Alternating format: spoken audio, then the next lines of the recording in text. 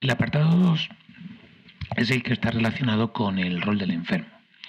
El rol del enfermo va a ser el rol entendido como papel que representa a una persona cuando está enferma, cuando enferma. Entonces, una persona normal y corriente, cuando enferma, se comporta o nos comportamos de forma similar entre todos, ¿vale? Y es una forma diferente a cuando estamos sanos. Esta idea del rol del enfermo la desarrolló Talcott Parsons en 1951, que era un sociólogo de la medicina, y hacía referencia a ese papel que representa una persona que se siente enferma y es considerada enferma por la sociedad. Tienen que ser las dos cosas, ¿vale? Ahí va a estar la clave. Esta doble aceptación de este rol por parte de la persona y por parte de la sociedad va a estar relacionada con la posterior asunción de un conjunto de derechos y de obligaciones por parte de unos y otros. Es decir, si la persona se considera enferma y la sociedad le considera enfermo, entonces el paciente, el enfermo, va a tener una serie de derechos y una serie de obligaciones, ¿vale? Entonces, en las sociedades occidentales, porque si nos vamos a otro tipo de sociedad, como puede ser una sociedad tribal o una sociedad con un estilo de vida muy distinto al nuestro, no se puede generalizar tanto. Pero en las sociedades occidentales, esta forma de comportarnos cuando estamos enfermos se caracteriza por una serie de factores o de cualidades. Por una parte, la enfermedad es disfuncional y la persona está apartada de la norma social. Es decir, estar enfermo no es lo normal, no es normativo y altera la función del individuo y la de su entorno. ¿Vale? Va a modificar la normalidad de la persona y de la de su entorno. Segundo, es limitada en el tiempo. Es decir, hay que buscar que la enfermedad dure lo menos posible debido precisamente a este carácter de anormalidad. Entonces se desarrollan mecanismos de recuperación y de control. ¿Vale? La sociedad desarrolla mecanismos de recuperación del enfermo y de control de que esté llevando a cabo bien la recuperación. En tercer lugar, tiene que estar corroborado por profesionales. Es decir, no basta afirmar que se tiene una enfermedad, sino que tiene que ser diagnosticada por profesionales de la salud. Como me supone una serie de derechos, la sociedad que me otorga esos derechos tiene a su vez el derecho de confirmar que yo tenga esa enfermedad, con lo cual la asunción del rol del enfermo tiene que estar corroborada por los profesionales, en este caso de la medicina o de la psicología. Y por otra parte, es socialmente aceptable. Lo que quiere decir que la enfermedad se acepta por parte de la sociedad y se establece esta serie de derechos y de obligaciones, porque se asume la no voluntariedad de la enfermedad, la no culpabilidad, el que sea un hecho indeseable para la persona que ha enfermado, ¿vale? Con lo cual se entiende que es una cosa que nos puede pasar a todos. Con lo cual tenemos una aceptación mutua por parte de la persona que enferma y por parte de la sociedad que supone un contrato social. Es decir, un contrato social que va a dar lugar a unas obligaciones y unos derechos para unos y para otros. ¿Vale? Daros cuenta que lo que es derecho para uno es obligación para el otro cuando estamos hablando de un contrato.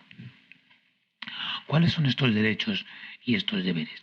Pues los derechos para el paciente son estos tres: exención de obligaciones y descarga de responsabilidades sociales, especialmente de cara al trabajo.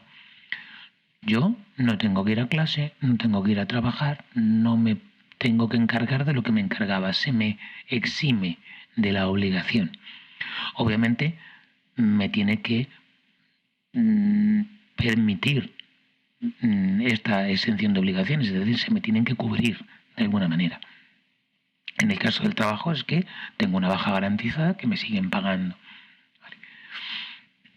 Exención de culpa.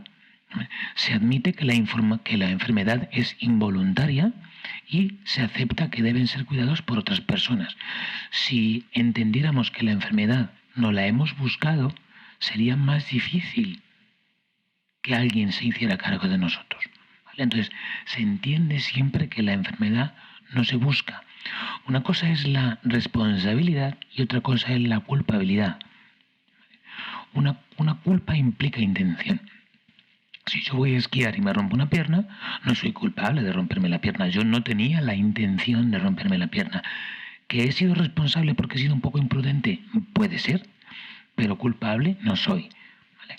Si se entendiera culpa, si se entendiera intención, entonces los poderes públicos o la familia probablemente no quisieran o no se sintieran en la obligación de curarnos, de cuidarnos, de ayudarnos. Incluso hay veces que si se piensa que hay una intención, como en un suicidio, por ejemplo, un intento de suicidio, lo que se entiende es que hay un problema psicológico, ¿vale? Y que la intención ha sido parte del problema.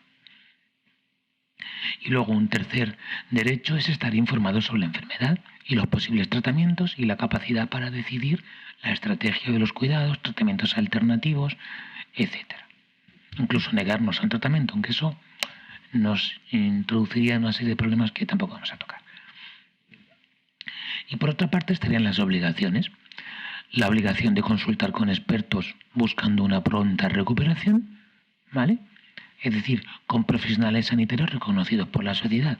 Si yo tengo un problema de salud y tengo unos derechos que son no ir al trabajo y tengo la obligación de recuperarme, tendré que recuperarme mediante los mecanismos que este estado en el que uno vive pone a nuestra disposición.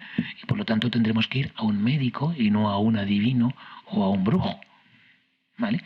Y tendremos que tomar medicamentos y no homeopatía, ni hacer tai chi, ni alinearnos los chakras.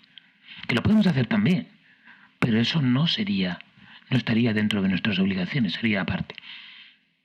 Y luego debemos colaborar en la recuperación de forma que tendamos a buscar lo más rápidamente posible el restablecimiento de la salud para reintegrarnos en la sociedad y quitar a la sociedad de esa carga que supone una persona enferma. Entonces, estas obligaciones son flexibles, ¿vale? Y tienen sus excepciones. Por ejemplo, un enfermo mental. Un enfermo mental muchas veces no reconoce su enfermedad, o un enfermo crónico que no se puede recuperar del todo, ¿vale?